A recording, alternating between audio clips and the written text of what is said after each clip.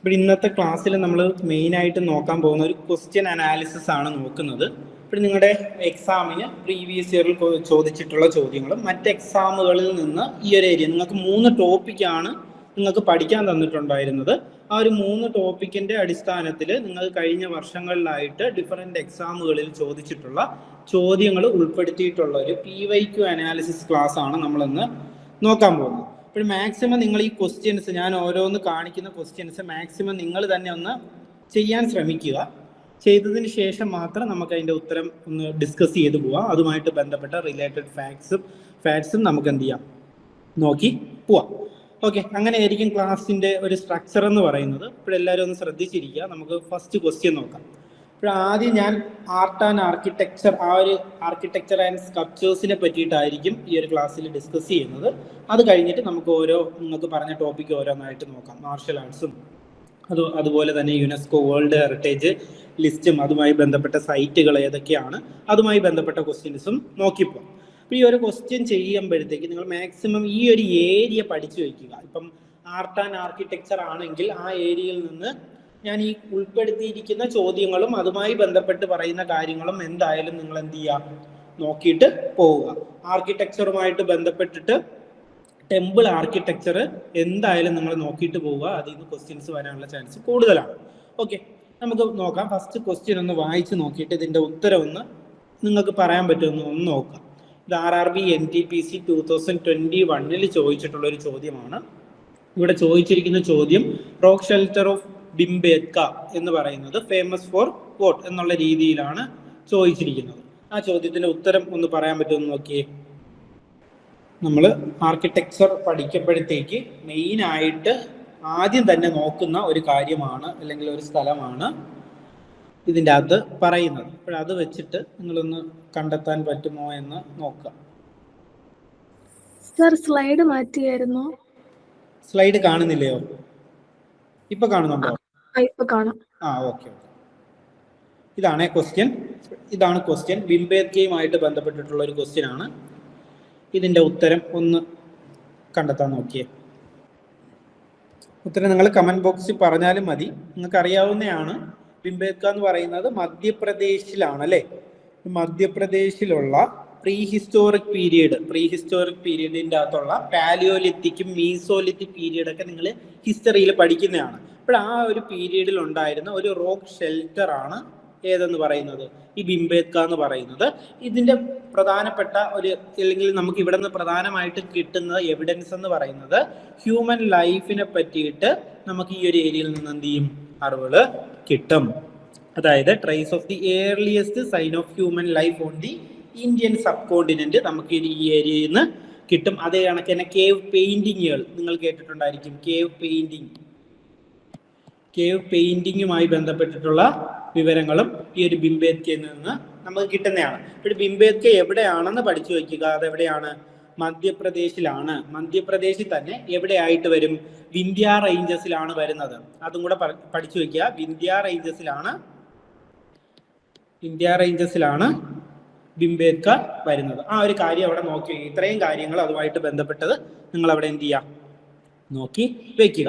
അതേ കണക്ക് തന്നെ ഭിംബേത്കയെ യുനെസ്കോയുടെ വേൾഡ് ഹെറിറ്റേജ് സൈറ്റ് ആയിട്ട് എന്ത് ചെയ്തിട്ടുണ്ട്, പ്രഖ്യാപിച്ചിട്ടുണ്ട്. ആ വർഷം 2003 2003 ഭിംബേത്കയെ എന്തായിട്ട് എടുത്തിരിക്കുന്നത്, യുനെസ്കോയുടെ വേൾഡ് ഹെറിറ്റേജ് സൈറ്റ് ലിസ്റ്റിൻ്റെ അകത്ത് ഉൾപ്പെടുത്തിയിരിക്കുന്നത്. ഇത്രയും കാര്യം ഇവിടെ എന്ത് ചെയ്യുക, നിങ്ങൾ നോക്കി വയ്ക്കുക. ഓക്കെ, ഈ ഒരു ഏരിയയിൽ നിന്ന് പ്രധാനമായിട്ടും ഭിംബേത്ക കേവിനെ പറ്റിയിട്ട്, റോക്ക് ഷെൽട്ടറിനെ പറ്റിയിട്ടായിരിക്കും ക്വസ്റ്റ്യൻ ചോദിക്കാൻ ചാൻസ് കൂടുതൽ. ആ ഒരു ഏരിയ കറക്റ്റ് ആയിട്ട് നോക്കി വയ്ക്കുക. ക്ലിയർ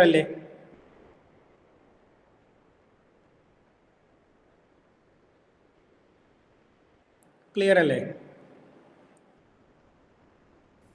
അതെ സർ. ഓക്കെ, അതിന്റെ ഉത്തരം ഞാൻ ഇവിടെ കൊടുത്തിട്ടുണ്ട്. ഓക്കെ, അടുത്ത ക്വസ്റ്റ്യൻ നോക്കിയേ. അടുത്ത ക്വസ്റ്റ്യൻ ഹാരപ്പൻ സിവിലൈസേഷനുമായിട്ട് ബന്ധപ്പെട്ടിട്ടുള്ള ഒരു ക്വസ്റ്റ്യൻ ആണ്. ഇതൊന്ന് വായിച്ചു നോക്കിയേ. ഹാരപ്പൻ സിവിലൈസേഷനുമായിട്ട് ബന്ധപ്പെട്ട നിങ്ങളുടെ PYQs-ൽ ഈ ആർട്ട് ആൻഡ് ആർക്കിടെക്ചർ എന്നുള്ള ക്വസ്റ്റ്യൻസ് കുറവാണ്. നിങ്ങൾ ബാക്കിയുള്ള പരീക്ഷകളിൽ ചോദിച്ചിട്ടുള്ള ക്വസ്റ്റ്യൻസ് മാക്സിമം വർക്കൗട്ട് ചെയ്യുക. അതാണ് നമുക്കുള്ള ആകെയുള്ള സോഴ്സ് എന്ന് പറയുന്നത്. ആ ക്വസ്റ്റ്യൻസ് വർക്കൗട്ട് ചെയ്യുക. മാക്സിമം ക്വസ്റ്റ്യൻസ് നിങ്ങൾ വർക്കൗട്ട് ചെയ്യാൻ ശ്രമിക്കുക. ക്വസ്റ്റ്യൻസ് വർക്കൗട്ട് ചെയ്തതിന് ശേഷം അതുമായിട്ട് റിലേറ്റഡ് ആയിട്ടുള്ള കാര്യങ്ങൾ നോക്കുക. ഈ ക്വസ്റ്റ്യൻ്റെ ഉത്തരം കണ്ടെത്താൻ പറ്റുന്ന ഒന്ന് നോക്കിയേ. ഇത് സിമ്പിൾ ആയിട്ടുള്ള ഒരു ക്വസ്റ്റ്യൻ ആണ്. ഹാരപ്പൻ സിവിലൈസേഷനിലുള്ള ആൾക്കാർ കൂടുതലായിട്ട് കൺസ്ട്രക്ഷൻ ഉപയോഗിച്ചിരുന്ന മെറ്റീരിയൽ ഏതെന്നാണ് ക്വസ്റ്റ്യൻ. ഏത് മെറ്റീരിയലാണ് ഉപയോഗിച്ചിരിക്കുന്നത്? ബ്രിക്കാണ് ഉപയോഗിച്ചിരിക്കുന്നത്. അതിൽ ഏത് ടൈപ്പ് ബ്രിക്കാണ് ഉപയോഗിച്ചിരിക്കുന്നത്? ബേൺഡ് ബ്രിക്കാണ് അവരെന്ത് ചെയ്തിരിക്കുന്നത്? ഹാരപ്പൻ സിവിലൈസേഷനിലുള്ള ആൾക്കാർ യൂസ് ചെയ്തിരിക്കുന്നത്. അപ്പോൾ ഹാരപ്പൻ സിവിലൈസേഷൻ്റെ അകത്ത് നിങ്ങൾ മെയിനായിട്ട് നോക്കി വെക്കേണ്ടത് അവരുടെ ടൗൺ പ്ലാനിങ്ങിനെ പറ്റിയിട്ടാണ്. അവരുടെ ടൗൺ പ്ലാനിങ്ങിനെ പറ്റി നിങ്ങൾ എന്ത് ചെയ്യുക? പ്രധാനമായിട്ടും നോക്കി വെക്കുക. അതിനെ പറ്റിയിട്ട് പ്രധാനമായിട്ടും നോക്കി വെക്കണം. അവരുടെ ടൗൺ പ്ലാനിങ്ങിൽ അവർ ടൗണിനെ പ്രധാനമായിട്ടും രണ്ടായിട്ടാണ് തിരിച്ചിരിക്കുന്നത്. അപ്പർ ടൗൺ അല്ലെങ്കിൽ സിറ്റാഡൽ നമ്മൾ ക്ലാസ്സിൽ പഠിക്കുന്നതാണ്. അപ്പർ ടൗൺ എന്ന് പറയുന്നത് ഈ ഒരു ഇമേജിൻ്റെ അകത്ത് ഞാനത് കറക്റ്റായിട്ട് കാണിച്ചു തരാം. ഇതൊരു എലിവേറ്റഡ് ആയിട്ടുള്ള ഒരു അപ്പർ ടൗൺ ആണ്. അതിനെ എന്തെന്ന് പറയും? സിറ്റാഡൽ എന്ന് പറയും. അതുപോലെ തന്നെ എന്തുമുണ്ട്? ലോവർ ടൗണും ഉണ്ട്. ഇതാണ് ലോവർ ടൗൺ. അതായത് ഈ ഒരു അപ്പർ ടൗണിന് താഴെയായിട്ട് കാണപ്പെടുന്ന ഏരിയ ആണ് ലോവർ ടൗൺ എന്ന് പറയുന്നത്. സിറ്റാഡലിൽ ആരായിരിക്കും? പ്രധാനമായിട്ടും അവിടുത്തെ റൂളേഴ്സും അങ്ങനെയുള്ള പ്രമുഖരായിട്ടുള്ള വ്യക്തികളായിരിക്കും താമസിക്കുന്നത്. ലോവർ ടൗണിൽ കോമണേഴ്സ് ആണ് താമസിക്കുന്നത്. അതേ കണക്ക് തന്നെ നോക്കി വെക്കേണ്ടതാണ് ഈ ഗ്രിഡ് പാറ്റേൺ. അതായത് ഇവരുടെ സ്ട്രീറ്റുകളെ ഇവരെന്ത് ചെയ്തിട്ടുണ്ട്? ഗ്രിഡ് പാറ്റേണിൽ, അതായത് റൈറ്റ് ആംഗിളിലാണ് ഇവരെന്ത് ചെയ്തിരിക്കുന്നത്? കൺസ്ട്രക്ട് ചെയ്തിരിക്കുന്നത്. അതിന് യൂസ് ചെയ്യുന്നതാണ് ഈ ബേൺഡ് ബ്രിക്കുകൾ എന്ന് പറയുന്നത്. അതായത് ബേൺഡ് ബ്രിക്കുകളാണ് ഇവർ ഉപയോഗിച്ചത്. എന്തല്ല? സ്റ്റോൺസ് അല്ല. സ്റ്റോൺ ഉപയോഗിച്ചല്ല ഇവർ വീട് നിർമ്മിച്ചിരിക്കുന്നത്. ബേൺഡ് ബ്രിക്കുകൾ ഉപയോഗിക്കുമ്പോഴത്തേക്ക് അവ കൂടുതൽ ഹാർഡായിട്ട് എന്ത് ചെയ്യും? നിൽക്കും. അത് കൂടുതൽ നാൾ ആ ഒരു വീടുകൾ അവർക്ക് നിലനിർത്തി കൊണ്ടുപോകാൻ പറ്റും. അതിനാണ് അവരെന്ത് ചെയ്തിരിക്കുന്നത്? ബേൺഡ് ബ്രിക്കുകൾ ഉപയോഗിച്ചിരിക്കുന്നത്. അതേ കണക്ക് തന്നെ ഇവർക്ക് അഡ്വാൻസ്ഡ് ആയിട്ടുള്ള ഡ്രെയിനേജ് സിസ്റ്റവും ഇവർക്ക് ഉണ്ടായിരുന്നു. ഡ്രെയിനേജ് സിസ്റ്റത്തെ പറ്റിയൊക്കെ നിങ്ങൾ എന്ത് ചെയ്തിട്ടുണ്ട്? പഠിച്ചിട്ടുണ്ട്. അതുകൊണ്ട് ഞാൻ കൂടുതൽ എന്ത് ചെയ്യുന്നില്ല, ക്ലാസ്സിൽ കൂടുതൽ കാര്യങ്ങൾ പറഞ്ഞു പോകുന്നില്ല. ഒന്ന് ഓടിച്ച് പറഞ്ഞിട്ടേ ഉള്ളൂ. അതെന്ത് ചെയ്യാം? നോക്കി വെക്കുക. ഇതാണ് ഗ്രിഡ് പാറ്റേൺ. അതായത് ഇതിപ്പോൾ ഹൗസ് ആണെങ്കിൽ ഇതിന് എന്ത് ചെയ്തിട്ടുണ്ട്? കറക്റ്റ് ഒരു റൈറ്റ് ആംഗിളിലാണ് ഇവരെന്ത് ചെയ്തിരിക്കുന്നത്? കൺസ്ട്രക്ട് ചെയ്തിരിക്കുന്ന വീടുകൾ. അതാണ്. അല്ലെങ്കിൽ സ്ട്രീറ്റ് ഫുള്ളായിട്ട് അവരെന്ത് ചെയ്യുന്നത്? ഒരു ഗ്രിഡ് പാറ്റേണിലാണ് കൺസ്ട്രക്ട് ചെയ്തിരിക്കുന്നത്. അതാണ് ഇവരുടെ ഏറ്റവും വലിയ പ്രത്യേകത. ഇവരുടെ ടൗൺ പ്ലാനിങ് ആണ് ഇവരുടെ ഏറ്റവും വലിയ പ്രത്യേകത എന്ന് പറയുന്നത്. ഡ്രെയിനേജ് സിസ്റ്റം എടുത്ത് നോക്കിയാലും അതേ കണക്ക് തന്നെ ഇവരുടെ ഒരു സ്ട്രീറ്റിന്റെ പ്ലാനിങ് ആയാലും എല്ലാം തന്നെ ഇവരെന്ത് ചെയ്യുന്നു? മറ്റുള്ള സിവിലൈസേഷനിൽ നിന്ന് വേറിട്ട് നിർത്തിയിരിക്കുന്നത് ഇതുകൊണ്ടാണ്. ഓക്കെ, അത് ക്ലിയർ ആയല്ലോ? മനസ്സിലായല്ലോ? ഇനി അടുത്ത ക്വസ്റ്റ്യൻ ഒന്ന് വായിച്ചു നോക്കിയേ. ഇതിന്റെ ഉത്തരം ഞാൻ കാണിച്ചു, പക്ഷെ നിങ്ങൾക്ക് അറിയാം. ഇതിന്റെ ഉത്തരം ഒന്ന് കണ്ടെത്താൻ പറ്റുമെന്ന് നോക്കിയേ. ശൈത്യാസ്, വിഹാരാസ്, സ്തൂപാസ് ആൻഡ് സ്തംഭാസ് ഇതെല്ലാം പ്രധാനമായിട്ടും ഏത് റിലീജിയനുമായിട്ടാണ് അല്ലെങ്കിൽ ഏത് കാലഘട്ടവുമായിട്ടാണ് ബന്ധപ്പെട്ടിരിക്കുന്നത്, അല്ലെങ്കിൽ ഏത് വാസ്തു ആർട്ടുമായിട്ടാണ് ഇത് ബന്ധപ്പെട്ടിരിക്കുന്നത് എന്നുള്ളതാണ് ചോദ്യം. ചൈത്യാസും വിഹാരാസും കേൾക്കുമ്പോൾ തന്നെ നിങ്ങൾക്ക് അതിന്റെ ഉത്തരം നിങ്ങൾക്ക് മനസ്സിലാവും. ഏതുമായിട്ടാണ്? ബുദ്ധിസവുമായിട്ട് ബന്ധപ്പെട്ടിരിക്കുന്നതാണ് ഈ ചൈത്യാസും വിഹാരാസ് എന്നൊക്കെ പറയുന്നത്. അതാണ് സ്തൂപയായാലും ഇതെല്ലാം എന്തുമായിട്ട് ബന്ധപ്പെട്ടിരിക്കുന്നു? ബുദ്ധിസവുമായിട്ട് ബന്ധപ്പെട്ടിരിക്കുന്നതാണ്. ഓക്കെ, അപ്പോൾ ബുദ്ധിസ്റ്റ് ആർക്കിടെക്ചർ വളരെ ഇമ്പോർട്ടൻ്റ് ആയിട്ടുള്ളതാണ്. ബുദ്ധിസ്റ്റ് ആർക്കിടെക്ചർ അതിൻ്റെ അകത്ത് ഈ സ്തൂപാസ് പ്രധാനമായിട്ട് നോക്കി വയ്ക്കുക. ഈ സ്തൂപാസിൻ്റെ അകത്ത് തന്നെ അതിൻ്റെ ഓരോ പാർട്ടുകളുണ്ട്. ഈ സ്തൂപാസ് എന്ന് വെച്ചാൽ എന്ത് തന്നെയാണ്? ബറിയൽ മൗണ്ട്സ് ആണ്. ആരുടെ? ബുദ്ധയുടെ റെലിക്സും ആഷസും ഉള്ള ഒരു ബറിയൽ മൗണ്ട്സിനെയാണ് എന്തെന്ന് പറയുന്നത്? സ്തൂപ എന്ന് പറയുന്നത്. അതേ കണക്ക് തന്നെ ഈ സ്തൂപ ആരുടെ കാലത്താണ് കൂടുതലായിട്ട് കൊണ്ടുവന്നിരിക്കുന്നത്?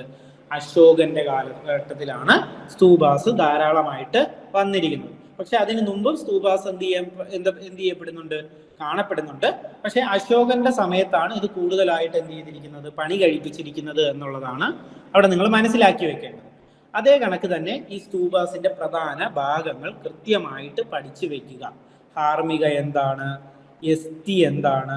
ഛാത്ര അല്ലെങ്കിൽ ഛാത്രീസ് എന്ന് പറയുന്നത് എന്താണ്? തോരണ എന്ന് പറയുന്നത് എന്താണ്? തോരണ എന്ന് പറയുന്നത് എന്താണ്? ഗേറ്റ് വേ ആണ്. അങ്ങനെ ഓരോ പാർട്ടുകളും കറക്റ്റായിട്ട് നോക്കി വെക്കുക. ഇത് ഓരോന്നും തന്നിട്ട് എന്താണെന്നുള്ള രീതിയിൽ ചോദിക്കും. ഈ സ്തൂപാസിന്റെ ഈ ഒരു പാർട്ട് ഉണ്ടല്ലോ, അണ്ട, ഇതെല്ലാം ഞാൻ ക്ലാസ്സിൽ പഠിപ്പിച്ചതാണ്. ഈ ഒരു ഹെമിസ്ഫെറിക്കൽ ആയിട്ടുള്ള ഈ ഏരിയ ആണ് നമ്മൾ എന്തെന്ന് പറയുന്നത്, അണ്ട എന്ന് പറയുന്നത്. അങ്ങനെയുള്ള എല്ലാ കാര്യങ്ങളും ഞാൻ ക്ലാസ്സിൽ പറഞ്ഞു തന്നിട്ടുള്ളതാണ്. ഇത് പഠിച്ചു വെക്കുക. ചോദ്യങ്ങൾ ഇതിൽ നിന്ന് ചിലപ്പോൾ അവർ ആ ഡയറക്റ്റ് വേർഡ് എടുത്തിട്ട് ഇത് എന്തുമായി റിലേറ്റഡ് ആണ്, അല്ലെങ്കിൽ ഇതിന്റെ മീനിങ് എന്താണ് എന്നുള്ള രീതിയിൽ ക്വസ്റ്റ്യൻ വരാം. അതുകൊണ്ട് എന്ത് ചെയ്യാം, ഇതെല്ലാം ഒന്ന് എന്ത് ചെയ്യാം, പഠിച്ച് വെക്കുക. ഈ ഓരോ വാക്കുകളും എന്ത് ചെയ്യുക, പഠിച്ച് വെക്കുക. തോരണയായാലും വേദികയായാലും ഈ ഓരോ പാർട്ടുകളും അത്രയ്ക്ക് ഇമ്പോർട്ടൻ്റ് ആണ്. അത് കറക്റ്റായിട്ട് നോക്കി വെക്കുക. ഓക്കെ, അതേ കണക്ക് തന്നെ നോക്കി വെക്കേണ്ടതാണ് ഏറ്റവും ലാർജസ്റ്റ് സ്തൂപയും ഏറ്റവും ഓൾഡസ്റ്റ് സ്തൂപയും. ഇത് എപ്പോഴും തെറ്റിപ്പോകുന്ന ഒരു കാര്യമാണ്. ലാർജസ്റ്റ് സ്തൂപയും അതുപോലെ തന്നെ ഓൾഡസ്റ്റ് സ്തൂപയും, ഇത് രണ്ടും അങ്ങോട്ട് മാറിപ്പോവാതെ പഠിച്ചു വയ്ക്കുക. നമ്മൾ എല്ലാവരും ലാർജസ്റ്റ് സ്തൂപ എന്ന് കേൾക്കുമ്പോഴേ എന്ത് ചെയ്യും, സാഞ്ചി സ്തൂപയിലേക്ക് എന്ത് ചെയ്യും, great stupa of Sanchi at Sanchi, ആ ഒരു ഉത്തരത്തിലേക്ക് പോകും. പക്ഷേ ഏറ്റവും ലാർജസ്റ്റ് സ്തൂപ എന്ന് പറയുന്നത് ബീഹാറിലുള്ള കേസരിയ സ്തൂപയാണ് ഏറ്റവും ലാർജസ്റ്റ് സ്തൂപ എന്ന് പറയുന്നത്. പക്ഷെ ഓൾഡസ്റ്റ് സ്തൂപ ചോദിച്ചാലാണ് നിങ്ങൾ ഗ്രേറ്റ് സ്തൂപ സാഞ്ചിയിലേക്ക് ഉത്തരത്തിലേക്ക് വരേണ്ടത്. ഇത് രണ്ടും മാറിപ്പോവാതെ പഠിച്ചു വയ്ക്കുക. ഇത് ക്വസ്റ്റ്യൻ ഇടുന്നവർക്ക് എന്ത് ചെയ്യും, അവർക്ക് തന്നെ അറിയാതെ നിങ്ങൾ തെറ്റിക്കുമെന്നുള്ള രീതിയിൽ എന്ത് ചെയ്യാം, ക്വസ്റ്റ്യൻ ഇടാം. അതേ കണക്ക് തന്നെയാണ് ഇമ്പോർട്ടൻ്റ് ആയിട്ടുള്ള ബാക്കിയുള്ള സ്തൂപയും അത് എവിടെയാണ് വരുന്നത് എന്നുള്ള കാര്യവും പഠിച്ചു വയ്ക്കാം. സാഞ്ചി സ്തൂപ എവിടെയാണ്, മധ്യപ്രദേശിലാണ്. മധ്യപ്രദേശിൽ ആര് പണി കഴിപ്പിച്ചതാണ്, ആരുടെ സമയത്താണ് ഇത് പണി കഴിപ്പിച്ചത്, അശോകന്റെ സമയത്താണ്. ഇതിൻ്റെ അകത്ത് പ്രധാനമായിട്ടും പറയുന്നത് ജാതക സ്റ്റോറീസ് ആണ്. എന്താണ് ജാതക സ്റ്റോറീസ്, ബുദ്ധന്റെ ലൈഫുമായി ബന്ധപ്പെട്ട സ്റ്റോറികളെയാണ് നമ്മൾ എന്തെന്ന് പറയുന്നത്, ജാതക സ്റ്റോറീസ് എന്ന് പറയുന്നത്. അപ്പോൾ ഇതാണ് അവിടെ നിങ്ങൾ നോക്കേണ്ടത്.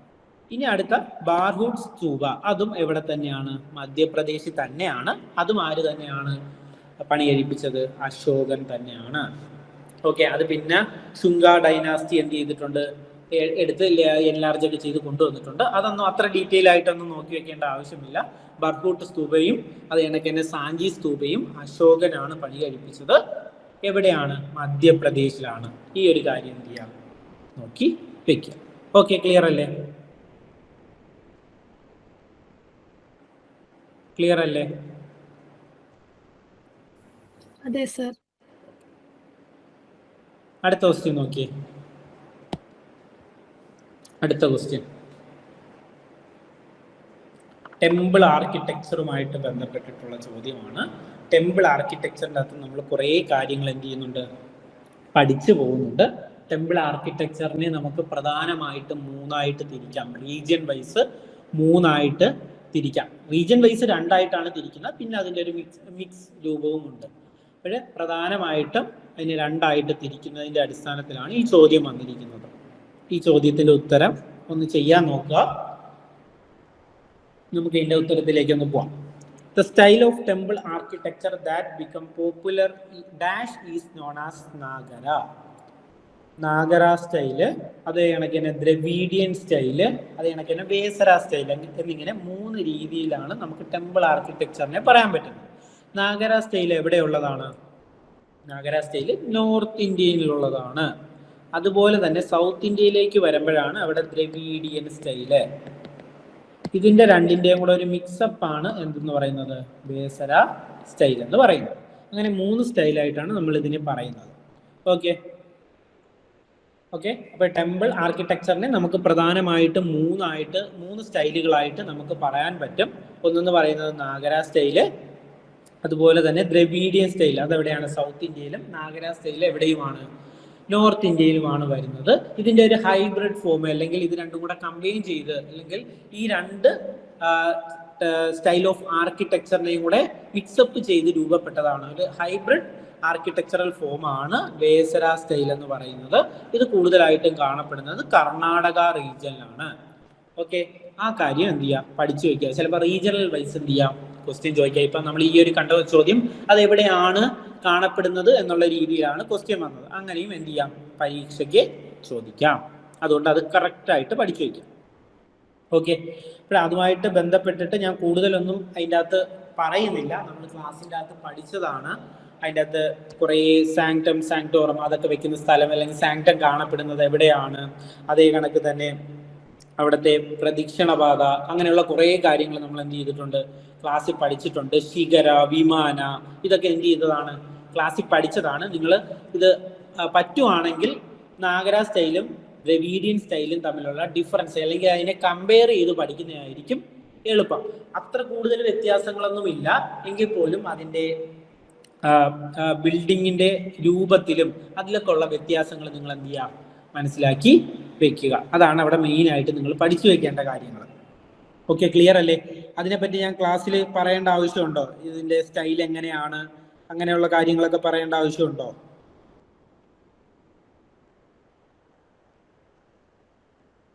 ക്ലാസ്സിൽ പറയണോ?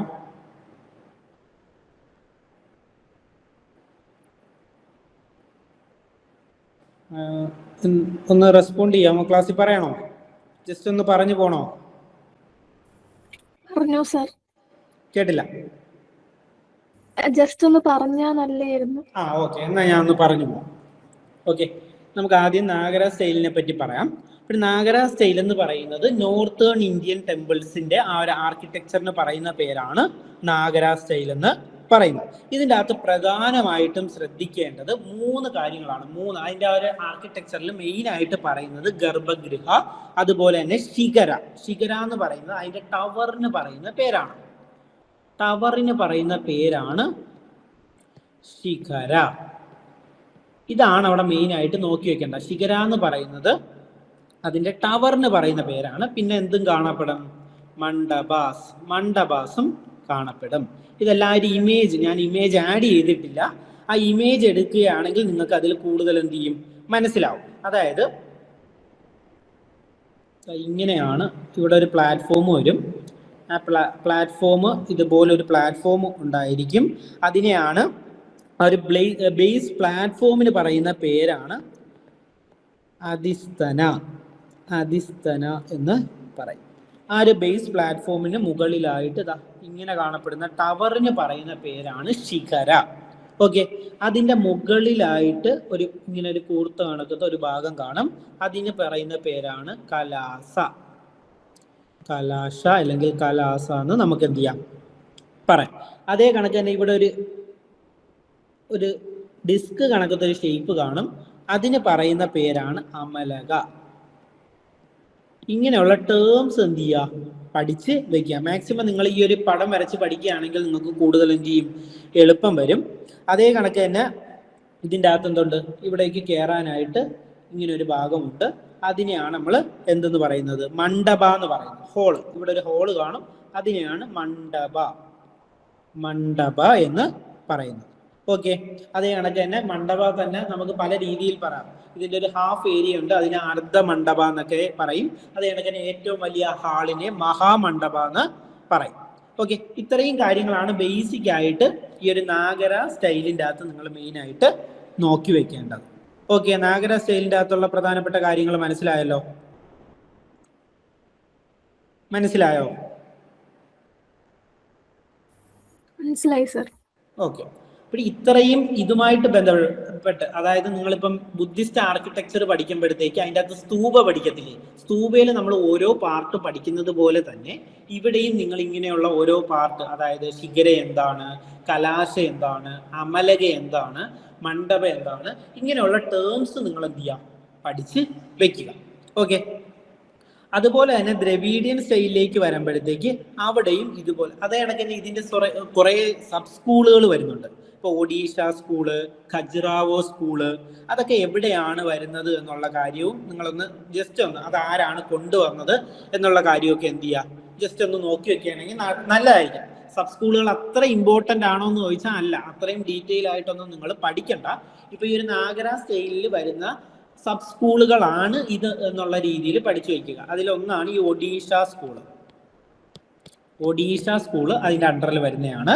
അതുപോലെ വരുന്നതാണ് ഖജുറാവോ, അതുപോലെ തന്നെ സോളങ്കി സ്കൂൾ. ഇതെല്ലാം എന്തിൻ്റെ അണ്ടറിൽ വരുന്നതാണ്? നാഗര സ്റ്റൈൽ ഓഫ് ടെമ്പിൾ ആർക്കിടെക്ചറിന്റെ അണ്ടറിൽ വരുന്നതാണ് എന്നുള്ള കാര്യം മാത്രം നിങ്ങളൊന്ന് ജസ്റ്റ് നോക്കി വെച്ചാൽ മതി. ഇനി ഇതിന്റെ കറക്റ്റ് ഇത് വെച്ചിട്ട് തന്നെ നമുക്ക് എന്തും പഠിക്കാം, ദ്രവീഡിയൻ സ്റ്റൈല് പഠിക്കാം. നാഗര സ്റ്റൈൽ എന്ന് പറയുന്നത് നോർത്ത് ഇന്ത്യയിലാണെങ്കിൽ ദ്രവീഡിയൻ സ്റ്റൈൽ വരുന്നത് എവിടെയാണ്? സൗത്ത് ഇന്ത്യയിലാണ്. ഈ ഒരു ടവറിന് നമ്മൾ പറയുന്ന പേര് ശിഖരേന്നാണെങ്കിൽ, ശിഖരേന്നാണ് നാഗരയിൽ പറയുന്നതെങ്കിൽ ഇവിടെ വരുമ്പോഴത്തേക്ക് ദ്രവീഡിയയിലേക്ക് വരുമ്പോഴത്തേക്ക് അതിന് നമ്മൾ പറയുന്ന പേരാണ് വിമാന. വിമാന വിമാന എന്നാണ് പറയുന്നത്. ഓക്കെ, അതേ കണക്ക് തന്നെ ഡോറിന്റെ സൈഡിൽ, അതായത് ഇതിന്റെ എൻട്രൻസിന്റെ സൈഡുകളിലായിട്ട് നിൽക്കുന്ന ആ ഒരു ഗേറ്റ് കീപ്പേഴ്സിൽ പറയുന്ന പേരാണ് ദ്വാരപാലാസ്. ദ്വാരപാലാസ്, ദ്വാരപാലാസ്. ഇങ്ങനെയുള്ള ടേംസ് പഠിക്കുക. അതിനാണ് ഞാൻ വീണ്ടും വീണ്ടും എടുത്തു പറയുന്നത്. ഓക്കെ, അതേ കണക്ക് തന്നെ എൻട്രൻസ്, അതായത് ഫ്രണ്ട് വോളിന്റെ ആ ഒരു എൻട്രൻസിന് ആ ഒരു ഏരിയയെ പറയുന്ന പേരാണ് ഗോപുരം. അതുപോലെ തന്നെ ഈ ഒരു ടവറിന് പറയുന്ന പേരാണ് വിമാന. ഇങ്ങനെയുള്ള കാര്യങ്ങൾ ഇവിടെ എന്ത് ചെയ്യാം, പഠിച്ച് വെക്കുക. ഗോപുരവും പിന്നെ എല്ലായിടത്തും മണ്ഡപ നമുക്ക് എന്ത് ചെയ്യാൻ പറ്റുന്നുണ്ട്, കാണപ്പെടുന്നുണ്ട്. അതിപ്പം നാഗര നോക്കിയാലും ദ്രാവിഡ നോക്കിയാലും അതിൽ നമുക്ക് എന്ത് കാണപ്പെടുന്നുണ്ട്, മണ്ഡപ കാണപ്പെടുന്നുണ്ട്. അതാണ് തന്നെ ഗർഭഗൃഹ, അതായത് ഗർഭഗൃഹ എന്ന് പറയുന്നത് ഈ സാങ്കം ഇരിക്കുന്ന സ്ഥലം, അതായത് ആ പ്രതിഷ്ഠ ഇരിക്കുന്ന സ്ഥലത്തെയാണ് നമ്മൾ എന്തെന്ന് പറയുന്നത്, ഗർഭഗൃഹ എന്ന് പറയുന്നത്. ഇവിടെയും നമുക്ക് ഡിഫറൻറ്റ് സ്റ്റൈലുകൾ കാണാം. ദ്രാവിഡയിലും നമുക്ക് നോക്കുകയാണെങ്കിൽ പല സ്റ്റൈലുകൾ കാണാം. ഇപ്പൊ പല്ലവ സ്റ്റൈലുണ്ട്, ചോള സ്റ്റൈലുണ്ട്, വിജയനാഗര സ്റ്റൈലുണ്ട്, പിന്നെ നമ്മുടെ കേരളത്തിന്റെ ആ ഒരു രീതിയിൽ വരുന്ന സ്റ്റൈലും നമുക്ക് ഇവിടെ കാണപ്പെടുന്നുണ്ട്. ഈ ഒരു ദ്രവീഡിയൻ സ്റ്റൈലിൽ കാണപ്പെടുന്നുണ്ട്. പല ടൈപ്പ് നമുക്ക് കാണപ്പെടുന്നുണ്ട്. അതിൻ്റെ അകത്ത് ഈ പല്ലവ സ്റ്റൈല് നിങ്ങൾ പറ്റുവാണെങ്കിൽ ഒന്ന് നോക്കി വെക്കുക. അതിൻ്റെ അകത്ത് ഈ കൈലാസനാഥ ടെമ്പിളൊക്കെ എന്ത് ചെയ്യുന്നുണ്ട്, കാഞ്ചീപുരത്തെ എന്താണ് കൈലാസനാഥ ടെമ്പിളിനെ പറ്റിയിട്ടൊക്കെ എന്ത് ചെയ്യാം, പരീക്ഷയ്ക്ക് ചോദിക്കാം. അതേ കണക്ക് തന്നെ പഞ്ചരഥാസ്, പഞ്ചപാണ്ഡവന്മാരെ പറ്റിയിട്ട് പഞ്ചരഥാസ് ഒക്കെ ക്ലാസ്സിൽ നമ്മൾ എന്ത് ചെയ്തിട്ടുണ്ട്, പഠിച്ചിട്ടുണ്ട്. ആ കാര്യമൊക്കെ എന്ത് ചെയ്യുക, നോക്കി വയ്ക്കുക. ഇതൊക്കെ ഈ പല്ലവാസിൽ തന്നെ നമുക്ക് പല ഗ്രൂപ്പുകളായിട്ട് തിരിക്കാൻ പറ്റും. അതായത് പല്ലവാസിൽ തന്നെ മഹേന്ദ്രവർമ്മൻ ഗ്രൂപ്പ്, അതുപോലെ നരസിംഹവർമ്മൻ ഗ്രൂപ്പ്, രാജസിംഹൻ ഗ്രൂപ്പ്, നന്ദിവർമ്മൻ ഗ്രൂപ്പ് എന്നിങ്ങനെ 4 ഗ്രൂപ്പുകളായിട്ട് നമുക്ക് ഇവരെ എന്ത് ചെയ്യാൻ പറ്റും, തിരിക്കാൻ പറ്റും. ഓക്കെ, അതിൻ്റെ അകത്ത് ഈ ഒരു പഞ്ചരഥയും അതുപോലെ തന്നെ ഡിസെന്റ് ഓഫ് ഗംഗയൊക്കെ ഈ മഹാബലിപുരത്ത് വരുന്ന പ്രധാനപ്പെട്ട ആർക്കിടെക്ചറൽ ഫോമുകളാണ്. ഇത് ഏത് ടൈമിലാണ് കൊണ്ടുവന്നതെന്നുള്ളത്, അല്ലെങ്കിൽ ഏത് ഗ്രൂപ്പാണ് കൊണ്ടുവന്നത് എന്നുള്ള തരത്തിലുള്ള ക്വസ്റ്റ്യൻ വരാം. അത് മാമല ഗ്രൂപ്പാണ്. ഓക്കെ, അതും കൂടെ ഒന്ന് പഠിച്ചു വയ്ക്കുക. മാമല ഗ്രൂപ്പ് അല്ലെങ്കിൽ നരസിംഹ ഗ്രൂപ്പ് ഓഫ് പല്ലവാസ് ആണ്, അല്ലെങ്കിൽ പല്ലവാസിൽ വരുന്ന നരസിംഹ ഗ്രൂപ്പ് അല്ലെങ്കിൽ മാമല ഗ്രൂപ്പാണ് ഈ ഒരു പഞ്ചരഥയും അതുപോലെ തന്നെ ഡിസെന്റ് ഓഫ് ഗംഗയൊക്കെ എന്ത് ചെയ്തിരിക്കുന്നത്, അവരുടെ കാലഘട്ടത്തിലാണ് ഇത് കൺസ്ട്രക്ട് ചെയ്തിരിക്കുന്നത്, അല്ലെങ്കിൽ ബിൽഡ് ചെയ്തിരിക്കുന്നത്. ഇതൊക്കെ എന്താണ്, നമ്മൾ ക്ലാസ്സിൽ പഠിച്ചതാണ്. അതുകൊണ്ടാണ് ഞാൻ സ്പീഡിൽ തന്നെ പറഞ്ഞു പോകുന്നത്, അല്ലെ നമുക്ക് ക്ലാസ് തീരത്തില്ല. ഓക്കെ, ഇത് തമ്മിലുള്ള പ്രധാന വ്യത്യാസം അത് നിങ്ങൾ പഠിച്ച് വെക്കുക. ഈ ചോള സ്റ്റൈലും കണക്ക് തന്നെ ഗ്രേറ്റ് ലിവിങ് ചോള ടെമ്പിളുകളെ പറ്റിയിട്ട് എന്ത് ചെയ്യുക, ഒന്ന് നോക്കി വെക്കുക. അതൊക്കെ ക്ലാസ്സിൽ നോക്കി വെക്കുകയാണെങ്കിൽ നല്ലതായിരിക്കും. ഇത് നമ്മൾ ഈ ഒരു ടെമ്പിൾ ആർക്കിടെക്ചറുമായിട്ട് ബന്ധപ്പെട്ടിട്ടുള്ള ഒരു ക്വസ്റ്റ്യൻ തന്നെയാണ്. ഇതിന്റെ കൂടെ നമുക്ക് കുറച്ച് അഡീഷണൽ ഡീറ്റെയിൽസും കൂടെ പഠിക്കാം. ഇത് UPSC 2024 ചോദിച്ചിട്ടുള്ള ഒരു ക്വസ്റ്റ്യൻ ആണ്. ഇതൊന്ന് നോക്കിയേ. പഞ്ചയതൻ സ്റ്റൈലിനെ പറ്റിയിട്ടാണ് പറഞ്ഞിരിക്കുന്നത്. നമുക്ക് ഉത്തരം ഇപ്പൊ തന്നെ ഞാൻ പറഞ്ഞിട്ടുണ്ട്.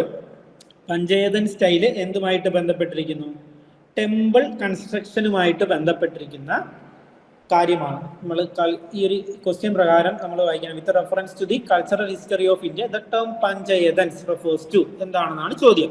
ഇതിന്റെ ഉത്തരം ഏതാണ്? സി ആണ്.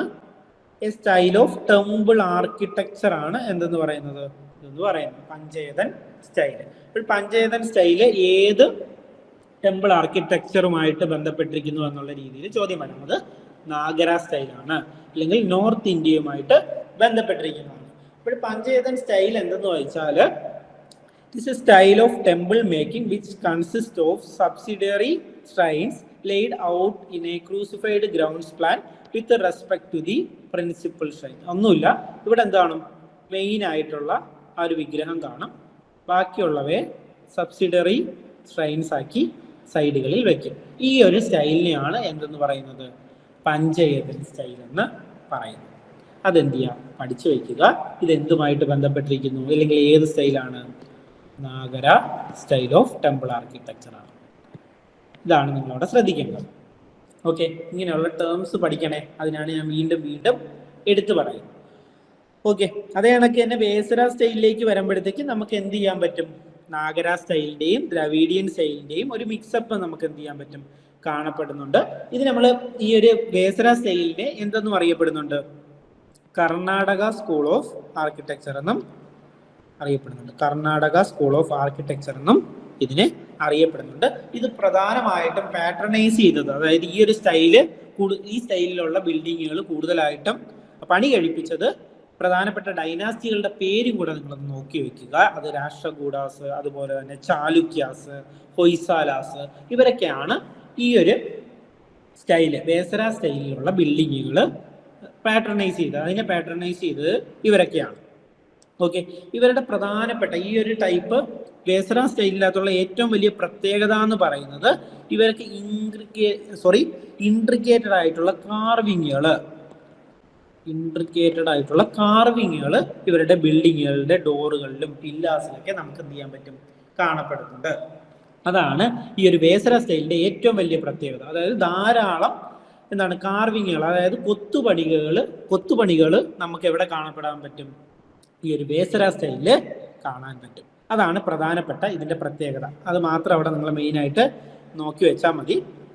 ഈ ഞാൻ പറഞ്ഞില്ലേ, ഇതിനെ പാട്രണൈസ് ചെയ്ത ഓരോരുത്തരുടെയും അതൊന്നും നിങ്ങൾ അത്ര ഡീറ്റെയിൽ ആയിട്ട് നോക്കി വെക്കേണ്ട. ആരൊക്കെയാണ് പാട്രണൈസ് ചെയ്തത് എന്നുള്ള കാര്യം ഞാൻ പറഞ്ഞായിരുന്നു. ചാലുക്യാസും രാഷ്ട്രകൂടാസും ഹൊയ്സാലാസുമാണ് ഇതിനെ പ്രധാനമായിട്ട് പാട്രണൈസ് ചെയ്തത്. അത്ര കാര്യം മാത്രം അവിടെ നോക്കി വെച്ചാൽ മതി. പിന്നെ ഡീറ്റെയിലോട്ടൊന്നും നിങ്ങൾ പോകണ്ട, അത്രയും മതി. നമുക്ക് അതിനുള്ളിൽ നിന്നൊക്കെ അവരെന്ത് ചെയ്യൂ? ചോദ്യം ചോദിക്കും. ഓക്കെ, ക്ലിയർ അല്ലേ? ഇനി അടുത്തൊരു ക്വസ്റ്റ്യൻ നോക്കിയേ.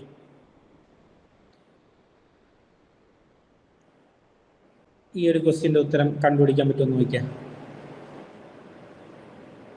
നമ്മൾ മുഗൾ ആർക്കിടെക്ചറുമായിട്ട് ബന്ധപ്പെട്ടിട്ടുള്ള കുറച്ച് ഒരു ക്വസ്റ്റ്യൻ ആണ് നമ്മൾ ഇവിടെ നോക്കുന്നത്. Who among the following Mughal emperor shifted emphasis from illustrated manuscript to albums and individual portraits? അതായത് ഇലിസ്ട്രേറ്റഡ് ആയിട്ടുള്ള മാനുസ്ക്രിപ്റ്റിൽ നിന്ന് ആൽബംസിലേക്കും ഇൻഡിവിജ്വൽ പോർട്രേറ്റ്സിലേക്കും പ്രാധാന്യം കൊടുത്ത, എംഫസൈസ് ചെയ്ത, അല്ലെങ്കിൽ അതിലേക്കൊരു ഷിഫ്റ്റ് കൊണ്ടുവന്ന മുഗൾ എംപറർ ആരാണ് എന്നുള്ളതാണ് ക്വസ്റ്റ്യൻ. ഇത് 2019 UPSC ക്വസ്റ്റ്യൻ ആയിരുന്നു. ഇതിന്റെ ഉത്തരം ആരാണ്? ജഹാംഗീർ ആണ്. ഇതിന്റെ ഉത്തരം ജഹാംഗീർ ആണ്.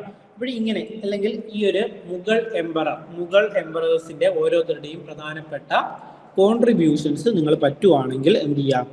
നോക്കി വെക്കുക. അവരെന്തൊക്കെയാണ് പ്രധാനമായിട്ടും ഇവര് കോൺട്രിബ്യൂട്ട് ചെയ്തിരിക്കുന്നത് എന്നുള്ള കാര്യം നോക്കി വെക്കുക. അതേ കണക്ക് തന്നെ മുഗൾ ഈ ഒരു ആർക്കിടെക്ചറിൻ്റെ അകത്തും പ്രധാനമായിട്ടും അവർ കുറേ സ്റ്റൈലുകൾ ഉപയോഗിച്ചിട്ടുണ്ട്. അതായത് ഇപ്പം അറബിസ്ക്യൂ, ഒരു ഡെക്കറേഷൻ രീതിയാണ് ഈ അറബിസ്ക്യൂ എന്ന് പറയുന്നത്. ഇങ്ങനെയുള്ള കുറേ ടേമുകളുണ്ട്. ഇപ്പൊ ജാളി, ഈ രണ്ട് രീതിയിൽ നമുക്ക് എഴുതാം. ജാളി, ഇതൊക്കെ എന്താണ് എന്നുള്ള ടൈപ്പ് ക്വസ്റ്റ്യൻസ് എന്ത് ചെയ്യാം? വരാം. ഈ ചാർബാഗ് സ്റ്റൈല് ഇതൊക്കെ നമ്മൾ ക്ലാസ്സിൽ പറഞ്ഞതുകൊണ്ടാണ് ഞാൻ കൂടുതൽ ഡീറ്റെയിൽ ആയിട്ട് പറഞ്ഞു പോകാം. ഈ ചാർബാഗ് സ്റ്റൈൽ എന്ന് പറയുന്നത് ഒരു ഗാർഡനിങ് സ്റ്റൈലാണ്. ചാർബാഗ് സ്റ്റൈൽ എന്ന് പറയുന്നത്, അതായത് ഇങ്ങനെ സ്ക്വയർ കണക്ക് ഗാർഡൻ റെഡിയാക്കുന്നതിനാണ് ചാർബാഗ് സ്റ്റൈൽ എന്നൊക്കെ പറയുന്നത്. അങ്ങനെയുള്ള പലതരത്തിലുള്ള ടെക്നിക്കുകൾ, അതുപോലെ തന്നെ ഇവർ പണ്ട് ഉപയോഗിച്ചിരുന്ന ഒരു ട്രഡീഷണൽ ആയിട്ടുള്ള ടെക്നിക്കിനെ മാറ്റിയിട്ടാണ് ഇവരുടേതായിട്ടുള്ള ഒരു സ്ട്രക്ചറിലേക്ക് ഈ ഒരു മുഗൾ ടൈപ്പ് ആർക്കിടെക്ചർ കൊണ്ടുവരുന്നത്. ആ സ്റ്റൈലുകളുടെ പേരും കൂടെ പഠിച്ചു വയ്ക്കുക. ഇവർ പണ്ടുണ്ടായിരുന്ന ടെറാബീറ്റ് സ്റ്റൈലിനെ റീപ്ലേസ് ചെയ്തുകൊണ്ടാണ്, അതായത് ട്രഡീഷണൽ ആയിട്ട് പണ്ട് കാലങ്ങളിൽ കാണപ്പെട്ടിരുന്നത് ടെറാബീറ്റ് സ്റ്റൈലാണ്. ഈ ഒരു ട്രഡീഷണൽ ആയിട്ടുള്ള ടെറാബീറ്റ് സ്റ്റൈലിനെ മാറ്റിയിട്ടാണ് ഇവരെന്ത് കൊണ്ടുവന്നത്? അവരുടെ ഒരു സ്റ്റൈൽ കൊണ്ടുവന്നു. ആ സ്റ്റൈലിന്റെ പേരും കൂടെ പഠിച്ചു വയ്ക്കുക. അർക്വേഡ് സ്റ്റൈൽ. ഈ അർക്വേഡ് സ്റ്റൈലാണ് മുഗൾസ് അവരുടെ കൺസ്ട്രക്ഷന് കൂടുതലായിട്ട് ഉപയോഗിച്ചത്. അതായത് ഇവർ കൂടുതലും ആർക്കും ഡോമും ഇതിനൊക്കെയാണ് കൂടുതൽ പ്രോമിനൻസ് കൊടുത്തിരുന്നത്. ആ ഒരു സ്റ്റൈലിനെയാണ് ആർക്വേഡ് സ്റ്റൈൽ എന്ന് പറയും. പണ്ടുണ്ടായിരുന്ന ടെറാബീറ്റ് സ്റ്റൈലിൽ നിന്ന് മാറിയിട്ട് ആർക്വേഡ് സ്റ്റൈലാണ് നമുക്ക് മുഗൾ മുഗൾ ആർക്കിടെക്ചറിൻ്റെ അകത്ത് കാണാൻ പറ്റുന്നത്. ഓക്കെ, ഇങ്ങനെയുള്ള കാര്യങ്ങൾ എന്ത് ചെയ്യുക, പഠിച്ച് വെക്കുക. അതിൻ്റെ അകത്ത് നമ്മൾ കുറേ കാര്യങ്ങൾ പഠിച്ചിട്ടുണ്ടായിരുന്നു. എന്താണ് മിനാററ്റ് എന്താണ്, അതുപോലെ കോർബൽ എന്താണ്, അതൊക്കെ പറ്റുവാണെങ്കിൽ ഒന്ന് ജസ്റ്റ് ഒന്ന് എടുത്ത് എന്ത് ചെയ്യുക, വായിച്ചു നോക്കുക. ഞാൻ കുറെ ഇമേജ് ഒക്കെ ആഡ് ചെയ്തിട്ട് ക്ലാസ്സിൻ്റെ അകത്ത് അത് പറഞ്ഞിട്ടുണ്ട്. അതെന്ത് ചെയ്യുക, പറ്റുവാണെങ്കിൽ നിങ്ങളൊന്ന് എന്ത് ചെയ്യുക, എടുത്തു നോക്കുക. അത്രയും ഡീറ്റെയിൽ ആയിട്ട് പഠിക്കണം. ഞാൻ ആക്ച്വലി പറയാനുള്ള കാരണം എന്ന് വെച്ചാൽ ഇതിൽ നിന്നൊക്കെ ചോദ്യങ്ങൾ വരുന്നത് വളരെ കുറവാണ്. പക്ഷെ നിങ്ങൾക്കൊരു ഏകദേശം ഒരു ധാരണ വേണം, ഇതൊക്കെ എന്താണ്, എവിടെ വരുന്നു എന്നുള്ളൊരു ധാരണ ഉണ്ടാക്കുക. ഒറ്റ തവണ വായിച്ച് വിട്ടാലും മതി. അത്ര റിവാർഡിങ് ആയിട്ട് നമുക്ക് എന്ത് ചെയ്യാൻ പറ്റത്തില്ല, പറയാൻ പറ്റുന്ന ഏരിയ അല്ല ഇതൊന്നും. അതുകൊണ്ട് ജസ്റ്റ് ഒന്ന് എന്ത് ചെയ്യാം, വായിച്ച് വിട്ടാൽ മതി. അല്ലാതെ നിങ്ങൾ ഇതിനായിട്ട് കൂടുതൽ ടൈം ഇൻവെസ്റ്റ് ചെയ്യേണ്ട ആവശ്യം വരുന്നില്ല. ഓക്കെ, മനസ്സിലായോ? മനസ്സിലായി സർ. ഓക്കെ, അതേ കണക്ക് തന്നെ ഈ ഒരു ഇസ്ലാമിക് ആർക്കിടെക്ചർ അല്ലെങ്കിൽ ആ ഒരു ടൈമിലുണ്ടായിരുന്ന ആർക്കിടെക്ചറിനെ പല കാറ്റഗറീസ് ആയിട്ട് നമുക്ക് തിരിക്കാൻ പറ്റും. അതായത് ഇപ്പം ഡൽഹി സുൽത്താനേറ്റിന്റെ ടൈമിലുണ്ടായിരുന്ന ആർക്കിടെക്ചറിനെ ഒരു പേര് പറയും, അതായത് ഇമ്പീരിയൽ സ്റ്റൈൽ എന്ന് പറയും. അതേസമയം ബംഗാൾ, മാൽവാർ ആ ഒരു റീജിയനിലൊക്കെ ഉണ്ടായിരുന്ന ആ ഒരു സൈഡിലൊക്കെ കുറെ പ്രൊവിഷണൽ സ്റ്റൈലുകളും നമുക്ക് എന്ത് ചെയ്യാൻ പറ്റും,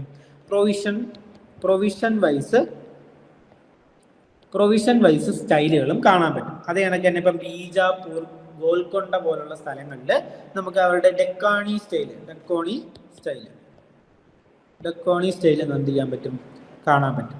കണക്ക് തന്നെ ഡൽഹിയിലും ആഗ്രയിലും ലാഹോറിലൊക്കെ ആണെങ്കിൽ മുഗളിന്റെ സ്റ്റൈലാണ് പ്രധാനമായിട്ടും കാണപ്പെടുന്നത്. അങ്ങനെ റീജിയണൽ വൈസ് പല സ്റ്റൈലുകൾ ഈ ഒരു ഇസ്ലാമിക് ആർക്കിടെക്ചറിന്റെ ടൈമിൽ നമുക്ക് കാണാൻ പറ്റും. റീജിയണലായിട്ട് കുറെ, അല്ലാതെ ഇപ്പം നമ്മളിപ്പം ടെമ്പിൾ ആർക്കിടെക്ചർ പഠിക്കുമ്പോഴത്തേക്കൊക്കെ ആണെങ്കിൽ, ഇപ്പം ടെമ്പിൾ ആർക്കിടെക്ചർ ആഗ്ര ആണെങ്കിൽ നോർത്ത് ഇന്ത്യ മുഴുവനായിട്ട് കാണാൻ പറ്റും.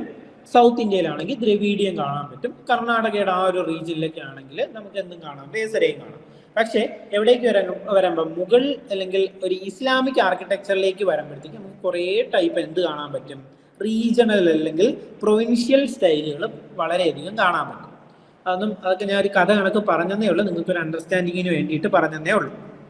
ഓക്കെ, അതുപോലെ തന്നെ ഇസ്ലാമിക് ആർക്കിടെക്ചറിന്റെ സമയത്തുള്ള പ്രധാനപ്പെട്ട ബിൽഡിങ്ങുകൾ, അവർ പണിയെടുപ്പിച്ച പ്രധാനപ്പെട്ട മോസ്കുകൾ ഏതൊക്കെയാണ്, അങ്ങനെയുള്ള കാര്യമൊക്കെ എന്ത് ചെയ്യുക, നോക്കി വെക്കുക. അതിൽ നിന്ന് എന്ത് ചെയ്യാം, ചോദ്യം വരാം. ഇപ്പം കുവാത്ത് ഉൾ ഇസ്ലാം മോസ്ക്, ഈ ഒരു കുവാത്ത് ഉൾ ഇസ്ലാം മോസ്ക് ആരാണ് പണികഴിപ്പിച്ചത് എന്നുള്ളത് എന്ത് ചെയ്യാം, പരീക്ഷയ്ക്ക് ചോദിക്കാം. അതാരാണ്, കുത്തബ്ദീൻ ഐബക്ക് ആണ്. അത് കണക്ക് കുത്തബ് മിനാർ ആരാണ് പണികഴിപ്പിച്ചത്, അത് സ്റ്റാർട്ട് ചെയ്തത് കുത്തബ്ദീൻ ഐബക്ക് തന്നെയാണ്. പക്ഷെ അത് ഫിനിഷ് ചെയ്തത് ആരാണ്, ഇൽത്തുമിഷ് ആണ്. അത് പിന്നെ എന്ത് ചെയ്തു, വീണ്ടും അതിനെ റിപ്പയർ ചെയ്തൊക്കെ കൊണ്ടുപോയിട്ടുണ്ട്. അതുമായിട്ട് ബന്ധപ്പെട്ട ഒരു ക്വസ്റ്റ്യൻ ഞാൻ ഇവിടെ ആഡ് ചെയ്തിട്ടുണ്ട്. അത് ഞാൻ പറയാം.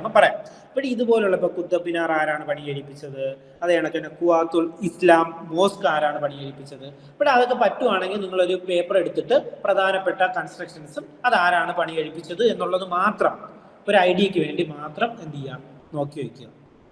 അങ്ങനെയുള്ള ക്വസ്റ്റ്യൻസ് എന്ത് ചെയ്യാം, ചോദിക്കാം. ഇപ്പം അലൈ ദർവാസ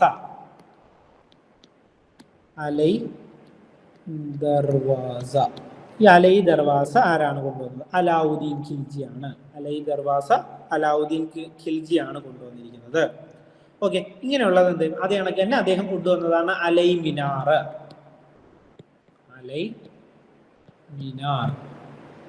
ഓക്കെ, ഇങ്ങനെയുള്ള അതേ കണക്ക് തന്നെ സിരി ഫോർട്ട്. അലൈ ദർവാസയും അലൈ മിനാറും സിരി ഫോർട്ടൊക്കെ അലാവുദ്ദീൻ ഖിൽജിയുടെ സമയത്ത് കൊണ്ടുവന്നതാണ്, അല്ലെങ്കിൽ അദ്ദേഹം പണിയെടുപ്പിച്ച ബിൽഡിങ്ങുകളാണ്. ഓക്കെ, ഇങ്ങനെയുള്ളത് എന്ത് ചെയ്യുക, നോക്കി വെക്കുക. അതേ കണക്ക് തന്നെ 7 cities ഓഫ് ഡൽഹി കേട്ടിട്ടില്ലേ, 7 cities ഓഫ് ഡൽഹി അത് ഏതൊക്കെയാണെന്ന് ഒന്ന് ജസ്റ്റ് ഒന്ന് നോക്കി വയ്ക്കുക. ഞാൻ ഒന്ന് ജസ്റ്റ് ഒന്ന് ഓർത്ത് പറഞ്ഞുതരാം. മെഹ്റൗളി എന്ന് പറയുന്നത് കുത്തബ്ദീൻ ഐബക്ക് ആണ് പണികഴിപ്പിച്ചത്. അതുപോലെ തന്നെ സിരി ഫോർട്ട്, നമ്മളിപ്പോൾ പഠിച്ച സിരി ഫോർട്ട് അതാരാണ്, അലാവുദ്ദീൻ ഖിൽജി ആണ്.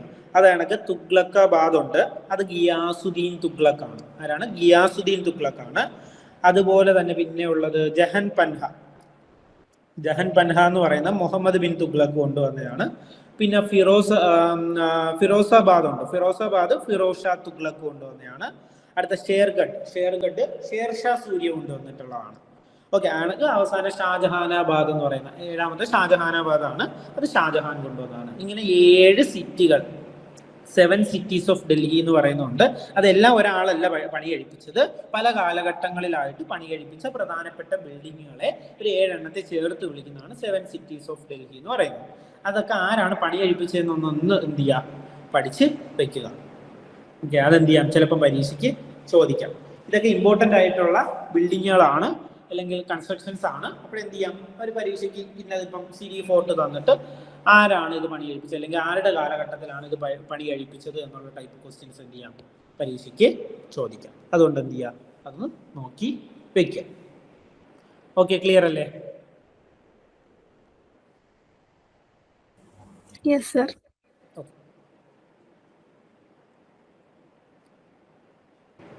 ഓക്കെ, അപ്പോൾ നമുക്ക് അടുത്ത ക്ലാസ്സിൽ കാണാം.